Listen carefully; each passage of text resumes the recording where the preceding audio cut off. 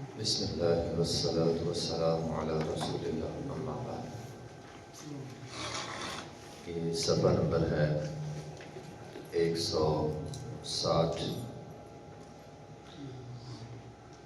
آیت نمبر ہے 70 اور 71۔ اعوذ باللہ من الشیطان الرجیم، بسم اللہ الرحمن الرحیم، ذالک الفضل من اللہ وکفی باللہ علیما، یا ایہا الذین آمنوا خذوا حذرکم فانفروا ثبات او انفروا جميعا۔ ذالک الفضل من اللہ، یہ اللہ کی طرف سے فضل ہے، وکفی باللہ علیما، اور کافی ہے اللہ جاننے والا۔ یا ایھا الذین آمنوا، اے وہ لوگو جو ایمان لائے ہو، خذوا پکڑو دو، حذرکم اپنے بچاؤ کا سامان، فانفروا نکلو تو، ثبات چھوٹے چھوٹے دستوں میں، او انفروا یا تم نکلو جمیعا تمام اکٹھے ہو کر۔ ذالک الفضل من اللہ، پیچھے بات ہو رہی ہے اطاعت کی، تو فرمایا جس کو اطاعت کی توفیق مل جائے یہ اللہ کا فضل ہے بہت بڑا، اللہ اطاعت کرنے والوں کو جنت عطا کرتا ہے۔ یا ایھا الذین آمنوا خذوا حذرکم، اس سے پہلے اللہ تعالیٰ نے نبی علیہ الصلوۃ والسلام کی اطاعت کے متعلق ایک تفصیلی احکامات جاری کیے۔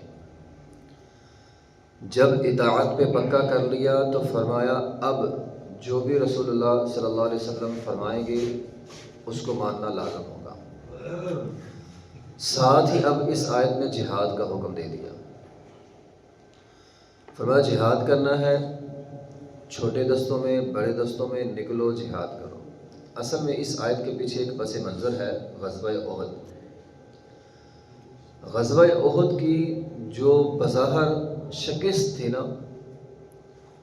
اس نے مسلمانوں کے خلاف کافروں کو بڑی ہمت دی۔ ایک طرف ابو سفیان تھا جو اپنی فتح کے چرچے گا رہا تھا، یہود سازشیں کر رہے تھے، منافقین بھی اپنے ناخن تیز کر رہے تھے، مدینہ کے ارد گرد جو قبائل تھے وہ بھی مسلمانوں کے خلاف حوصلے بڑھا رہے تھے۔ الغرض اسلام کے خلاف ساری سازشیں تیز ہو گئی۔ ہر وقت مدینے میں یہ خطرہ رہتا تھا فلاں حملہ کرنے والا، فلاں کرنے والا، فلاں کرنے والا، فلاں کرنے والا۔ اسی دوران پھر وہ غداریاں بھی نکلیں، نبی علیہ السلام کے پاس لوگ آتے، مسلمان ہوتے، قرائے کرام کو ساتھ لے جاتے، شہید کر دیتے۔ یہ واقعہ بھی اسی دوران ہونے لگے۔ تو مدینہ میں مسلمانوں، مدینہ کے باہر مسلمانوں کی جہاں جان محفوظ تھی اپنا مال محفوظ تھا۔ چند سالوں میں آپ کو یاد ہوگا پھر غزوہ احزاب پیش آیا تھا، 3 سالوں بعد تقریباً کم و بیش، یعنی غزوہ احزاب میں مسلمانوں کے سارے دشمن اکٹھے ہو کے آ گئے تھے۔ تو جب یہ صورتحال تھی، اسلام کے خلاف ساری سازشیں ہو رہی تھیں، تب اللہ تعالیٰ نے فرمایا یا ایھا الذین آمنوا، اے لوگو جو ایمان لائے ہو، خذوا پکڑو تم، حذرکم اپنے بچاؤ کا سامان۔ حذرکم کہتے ہیں حالات اور ضرورت کے مطابق جو ممکن ہو اختیار کرو، اسلحہ ہو، جو بھی ہو، جو بھی اسباب جنگ کے لیے ضروری ہیں ان کو اختیار کرو۔ وَأَعِدُّوا لَهُم مَّا اسْتَطَعْتُم مِّن قُوَّةٍ، اپنی قوت ہمیشہ تیار رکھا کرو، وَمِن رِّبَاطِ الْخَيْلِ، گھوڑ سواری بھی تیار ہو تمہاری، تُرْہِبُونَ بِهِ عَدُوَّ اللَّهِ وَعَدُوَّکُمْ، تم انہیں اللہ کے دشمنوں سے اور اپنے دشمنوں کو ڈراؤ۔ تو بہرحال گویا اس آیت کے اندر اللہ رب العزت نے جہاد کا حکم دیا ہے، اور یہ کہا ہے کہ جہاد تمہارے لیے اب فرض عین ہو چکا ہے، ہر بندے کے لیے۔ اب یہ نہیں 4 لوگ جاؤ اور لڑو، ہر بندے کے لیے، ہر بندہ ضرور تیار کرے، سستی نہ دکھائے۔ وَدَّ الَّذِينَ كَفَرُوا लौ तग़फ़ुलून अन अस्लिहतिकुम व अमतिअतिकुम फ़यमीलून अलैकुम मैलतम वाहिदा, वो तुम्हारा दुश्मन तैयार बैठा है, तुम थोड़े से सुस्त हो जाओ, वो तुम पर हमला कर दे। अब सुस्ती में दिखाने। अच्छा, इस आयत के उतरने के बाद फ़ायदा क्या हुआ? एक फ़ायदा ये हुआ, मुसलमानों ने जिहाद की तैयारी तेज़ कर दी। दूसरा सबसे बड़ा फ़ायदा मुसलमानों को ये हुआ, मुनाफिकीन और गद्दार वाज़े हो गए। अब जो जिहाद की तैयारी करेगा वो मुसलमान है, जो जिहाद की तैयारी नहीं कर रहा फरमाया वो मुनाफिक होगा। वलो अरादुल खुरूज लअअद्दू लहुम उद्दा, कुरान ने फिर नक्शा भी खींचा है कि अगर इन्होंने जिहाद करना होता ये तैयारी करते, इनकी तैयारी नहीं है, गोया ये मुनाफिक है। नबी अलैहिस्सलातु वस्सलाम ने फरमाया बुइस्तु बैन यदै अस्सअ बिस्सैफ, क़यामत से पहले मुझे तलवार देकर भेजा गया। अगर हम जिहाद की बात करें तो कुरान में बहुत सारा एक हिस्सा जिहाद पर है, लेकिन हमारी बदकिस्मती ये है, आज के दौर में आप देख लें, ट्रेनिंग जो जंग की है वो यहूदी ज़्यादा करते हैं हमसे। मैं एक जगह पढ़ रहा था, अमेरिका के अंदर लाइसेंस की ज़रूरत ही नहीं है, हालांकि कत्ल वारदात बहुत ज़्यादा होती है। वो कहते हैं होती रहे, कोई बात नहीं, खैर है, हमारी आवाम को असलहा आना चाहिए। यहूदियों का बच्चा बच्चा असलहा सीखता है और हमारे यहाँ बहुत पीछे हैं। फिर मैंने ये भी पढ़ा कि वो जो यहूदी, जब अरब इसराइल जंग हुई थी, उनका जो वज़ीर आज़म गोल्डा मीर था, उसने असलहा ख़रीदा था और बहुत बड़ी तादाद में ख़रीदा था।